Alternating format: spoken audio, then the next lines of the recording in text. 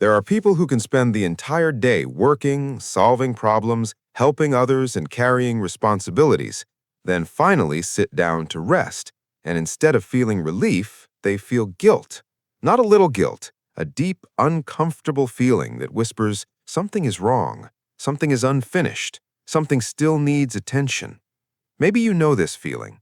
Maybe you finally finish your work, you clean the house, answer the messages, complete the responsibilities. Then you sit down for a moment, and almost immediately your mind begins searching for another task, another responsibility, another problem that needs solving. Because being still feels uncomfortable, rest feels unearned, and relaxation feels almost irresponsible. The strange part is that people like this are rarely lazy. In fact, they're often the most responsible people in the room, the people others depend on, the people who always show up, the people who carry more than anyone realizes. Yet those same people often struggle the most when it comes to doing absolutely nothing. If that sounds familiar, this video may explain why. Because people who feel guilty for resting are often carrying a psychological burden they do not even realize exists. Psychologists often use the term conditional self-worth. This happens when a person slowly learns that their value depends on what they achieve. Maybe they received praise only when they succeeded. Maybe they were rewarded for being helpful. Maybe they learned that being productive made them feel accepted. Over time, the brain starts creating a dangerous connection. Productivity becomes identity. Achievement becomes self-worth. Being useful becomes proof that you matter. And once that connection forms, rest begins to feel threatening. Because if your value comes from what you do, then what happens when you stop doing things? The brain interprets stillness as risk, even when there is no actual danger. This is why some people cannot enjoy a quiet afternoon, not because they hate rest, but because rest activates fears they have been carrying for years. Fears of falling behind, fears of disappointing people, fears of not being enough. The first sign is that your rest always needs a purpose. You watch educational videos instead of entertainment. You listen to self-improvement podcasts while exercising. You clean while taking a break. You answer emails while watching television. Even your relaxation becomes another task. Because pure rest feels uncomfortable.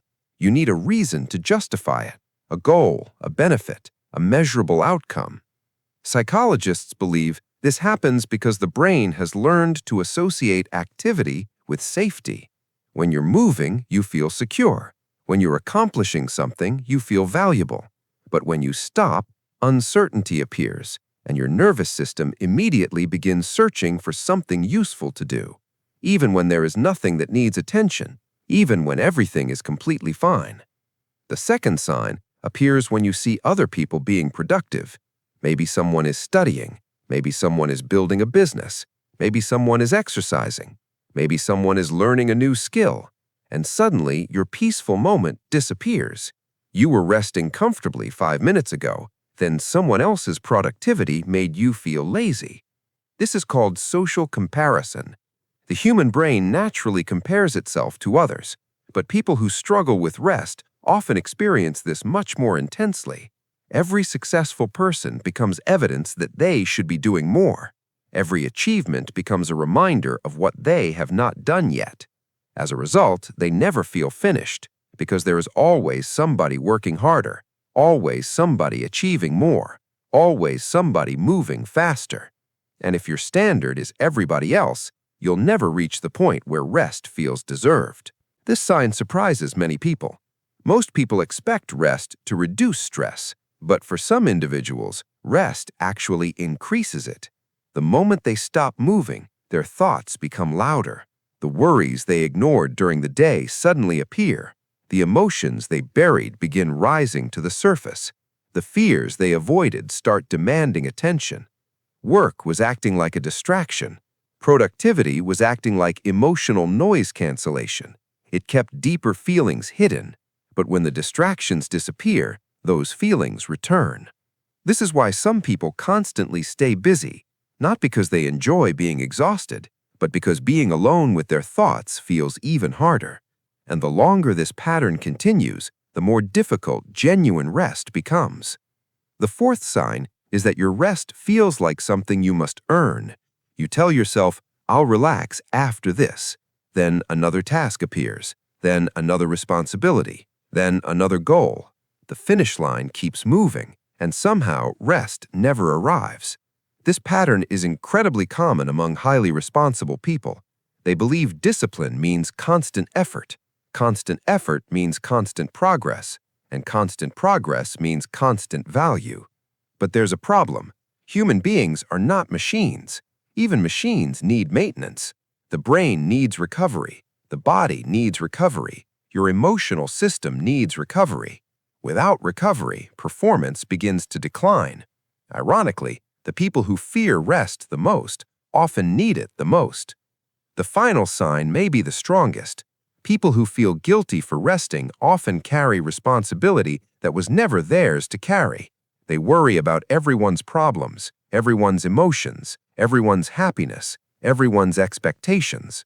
Their mind is constantly scanning for things that need attention, and because there will always be something that could be improved, their brain never fully powers down. They remain mentally alert, even during dinner, even during vacations, even late at night. Part of them remains on duty, always monitoring, always preparing, always anticipating problems. Eventually, this creates emotional exhaustion, not because life is impossible, but because the brain never receives permission to stop working. The solution is not becoming less responsible. The solution is changing the way you think about rest. Rest is not the opposite of productivity. Rest is part of productivity. Recovery is not weakness. Recovery is preparation. Every high-performing system requires periods of restoration. Athletes recover. Scientists recover. Artists recover. Musicians recover. Even nature operates in cycles of activity and recovery. Human beings are no different. The brain performs important work during rest. Memory increases. Creativity increases. Stress decreases. Emotional regulation becomes stronger. Rest is not wasted time. Rest is an investment in future performance, and the sooner you understand that, the easier it becomes to enjoy it.